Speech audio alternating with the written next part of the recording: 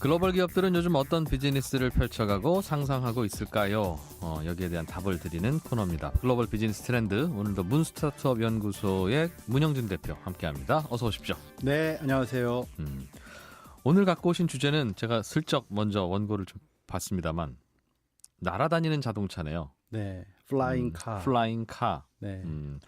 저는 운전 가끔 하다 보니까 도로 막히면 네. 정말 이런 상상합니다. 혼자서 지겨우니까 다양한 상상을 하는 건데 네. 날아다니는 차는 상상은 못하고 네. 다만 이제 헬리콥터가 갑자기 출동해서 내 차를 딱 들어 올려서 어디까지 데려다 줄 수는 기술적으로 있을 거 아니겠어요? 그럴 수 있죠. 그럴 때 나는 얼마까지 낼 수 있나 이런 생각.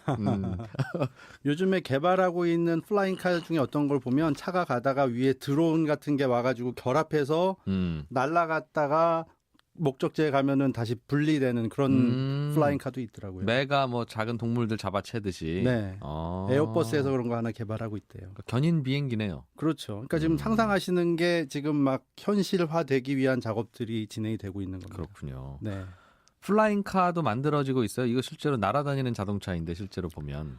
그렇습니다. 만들어지고 있고 최근에 저희 그 언론에도 많이 보도가 됐는데 보잉사에서 플라잉 카를 개발해서 시운전을 프로토타입 가지고 했다는 얘기가 났었잖아요. 잘 됐답니까? 잘 됐죠. 그 한 1년 동안 집중적으로 해가지고 만들었다고 하는데 네. 이런 그 스타트업이나 하고 있는 회사들이 좀 여러 있으니까 기술력이 쌓여 있는 것들이 있어서 그렇게 금방 했을 겁니다. 기름으로 날라요? 아니면 뭐 전기로 날아다닙니까? 이번에 그 보잉에서 한 거는 전기로 하는데요. 충전해서? 네. 그리고 뭐 하이브리드를 하는 경우들도 있고요. 기름도 태우고 네. 전기로도 날고. 네.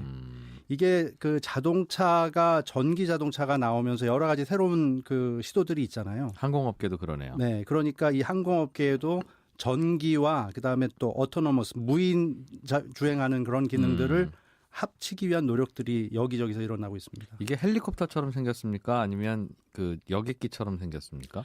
자동차처럼 생겼는데 제가 그 블로그에 올려놓을 텐데 자동차처럼 생겼는데 옆에 날개가 이제 그 프로펠러가 있어서 이렇게 떠가지고 조금 있다가 전진하려면 이렇게 프로펠러가 앞을 향하게 제껴져서 이렇게 앞으로 나가는 겁니다. 그 말은 활주로 필요 없다는 뜻이에요? 그렇죠. 수직 이착륙을 근간으로 합니다.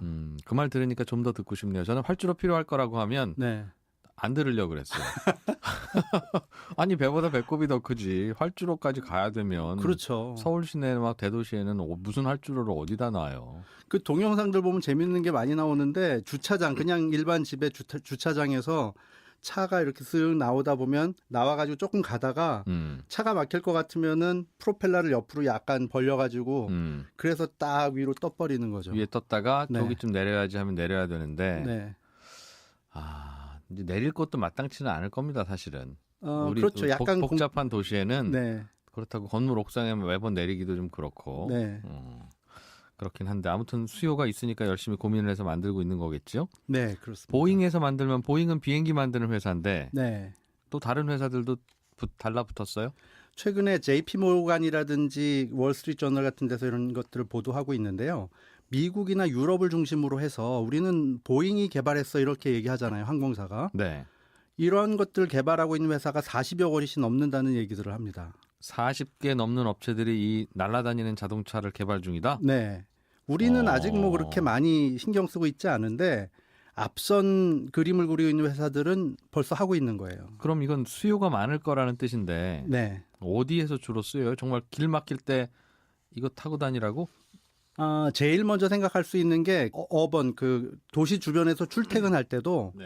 차량이 막히니까 플라잉 카 또는 플라잉 택시가 있으면 좋겠다라는 얘기들을 하는 겁니다. 그래서 이제 대개는 헬기를 사거나 경비행기를 사는 건데 네. 그거보다는 작고 저렴하고 네. 그리고 또 중요한 게 있는데요. 사실 유가가 올라가면 헬리콥터나 이런 것들에 대한 수요나 사용 빈도가 확 줄어든다고 합니다. 워낙 그 유가가 많이 드니까. 네. 근데 이거는 전기를 동력으로 하려고 하고 있기 때문에 유가에 상관없이 많이 네. 쓸 수 있다라는 전망을 하는 거죠. 그렇군요. 네. 일단 출퇴근이나 혹은 이동할 때 쓰고 네. 그냥 개인이 아니면 뭐 택배나 이런 곳에서도 쓸 수 있겠네요.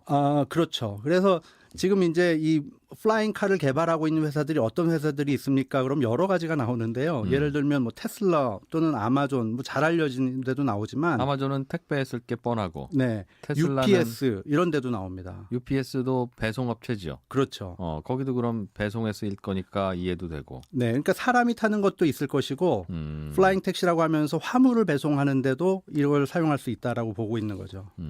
빨리 날아가서 배달해 줘야 되면 네. 결국은 경비행기나 뭐 헬기로 할 수밖에 없는데 그거보다 경제성이 있으면 된다. 그렇죠. 거기다가 전기로 하게 되면 상대적으로 비용이 많이 줄어들 테니까. 알겠습니다. 네. 날아다니는 퀵 서비스 이런 거 쓰려고. 그렇죠. 또 어떤 회사가 이거 개발하고 있어요? 자기들이 쓰려고 개발하는 거네요. 그러니까 만들어 팔려는 게 아니라.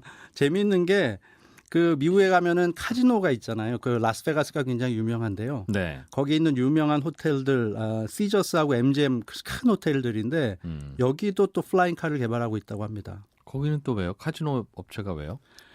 주말에 LA나 근처 도시에서 이제 사람들이 많이 도박하러 그 라스베가스로 오는데 길들이 엄청 막힌대요. 그러면 그 정도 거리면 플라잉 카가 있으면 사람들 와서 도박하게 할 수 있다. 길 막히면 오시다가 되돌아가니까. 네. 알겠습니다. 그리고 테슬라 같은 데는 워낙 이제 운영 체계라든가 자동차를 만들었던 회사니까 이 플라잉 카를 개발하겠다라고 했는데 속뜻은 자기네가 또 스페이스X라고 우주선을 만들잖아요. 예. 그러니까 여기서 만드는 것은 다른 브랜드랑은 다르게 수직 이륙해서 조금 빨리 갈 수 있는 플라잉 카를 만들겠다라는 얘기들도 나오고 있습니다. 우리는 언제쯤 그럼 일반인들도 타거나 이용할 수 있겠습니까?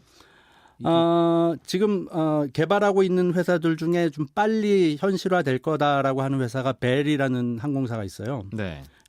미국 텍사스 쪽에 헤드쿼터가 있는 회사인데 이 회사가 우버하고 같이 서비스를 실시하겠다라고 개발을 하고 있는데요. 2020년대 중반쯤으로 생각을 하고 있으니까 5, 6년 정도면 현실화되지 않을까 하는 얘기를 합니다. 그렇군요.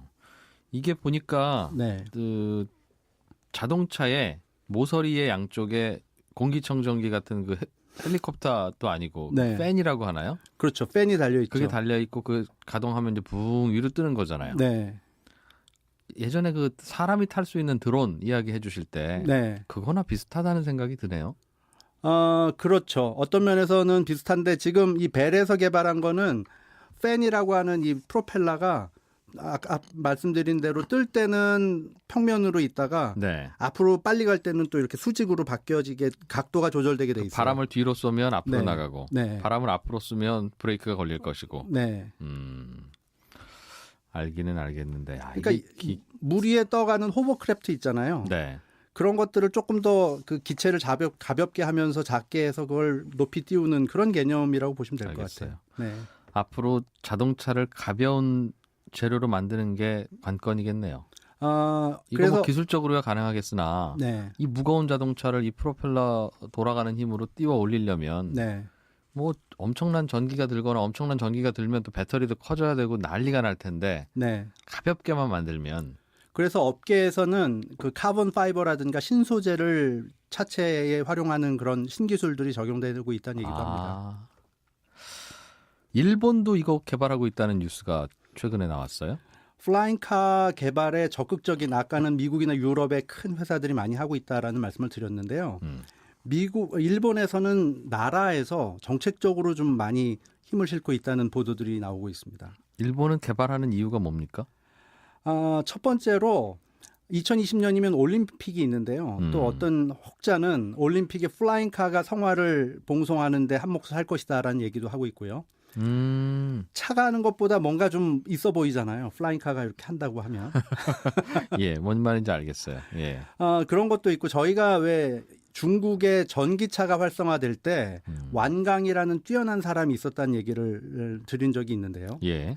일본에는 후미야키라는 그런 젊은 공무원이 아주 진가를 발휘했다라는 얘기도 있습니다. 일본의 플라잉카를 이 사람이 개발했어요?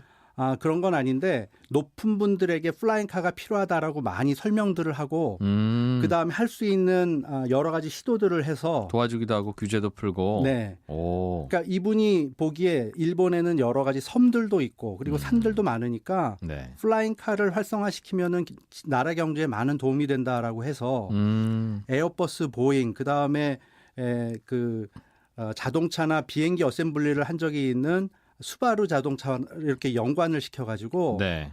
일본 업체들이 해외 업체랑 힘을 합쳐서 플라잉카를 만들 수 있는 그 기반들을 만들어서 동경을 플라잉카의 테스트로 배들을 만들겠다라고 선언을 최근에 했습니다. 이거는 결국은 출퇴근용으로도 쓰게. 그렇죠. 그래서 일본의 택시가 비싸잖아요. 그래서 뭐 그 도시만에서도 움직이면 막 10만 원도 넘고 굉장히 그 돈 있는 사람 아니면 타기 어려운데 네. 택시보다 싼 플라잉 택시를 도입하자 뭐 이런 얘기도 하고 있습니다. 야, 하늘에 막 차가 날아다니고 그러면 풍경이 어떨까 궁금합니다, 정말. 일본이 요즘 이런저런 시도를 하는 거 보면 일본도 예전에는 일본이 다 잘했습니다만 요즘에는 미국이 소프트웨어는 잘하고 네. 중국은 하드웨어 만드는 거 잘하는데 네. 일본 안에서는 우리가 1등은 아니지만 네. 두 개 뭐 합쳐서 만드는 거는 우리가 잘한다는 생각을 갖고 시도하는 듯합니다. 그렇죠. 지금 뭐 소프트웨어 하면은 미국이나 앞서가는 회사들이 많지만 나라들이 많지만 일본이 딱 요즘처럼 뭘 잘한다 한마디로 하기는 어려우니까 이런 것들을 가져다가 합쳐서 우리는 합치는 걸 잘합니다라고 네. 얘기하고 싶다라는 얘기도 합니다. 그래요. 좀 다른 주제로 좀 넘어가 보죠. 네. 자동차 업계 소식인데 네. 자동차 회사들은 요즘은 고민이 뭐예요? 차 많이 파는 거겠죠.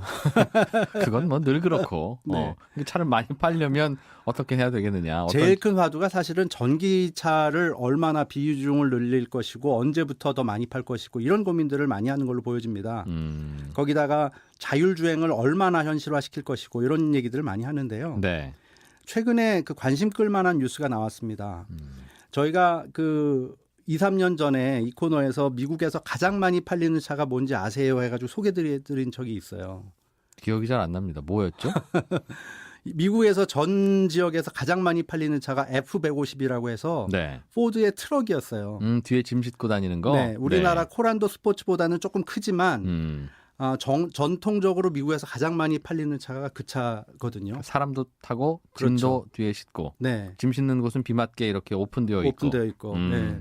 그러니까 그게 이제 농촌이나 이런 데가 많으니까 뭐 이런 그 도구를 싣기도 하지만 예. 그 차가 승용차보다는 단단하잖아요.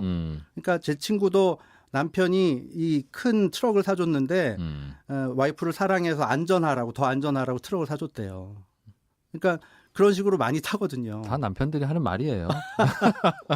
뭐 어쨌든. 네. 근데 최근에 그 포드에서 발표를 했는데 이 가장 많이 팔리는 차, 이 차를 알루미늄으로 바디를 바꿨잖아요. 네. 스틸이었는데 이 알루미늄 트럭을 전기차로 해서 출시할 것이다.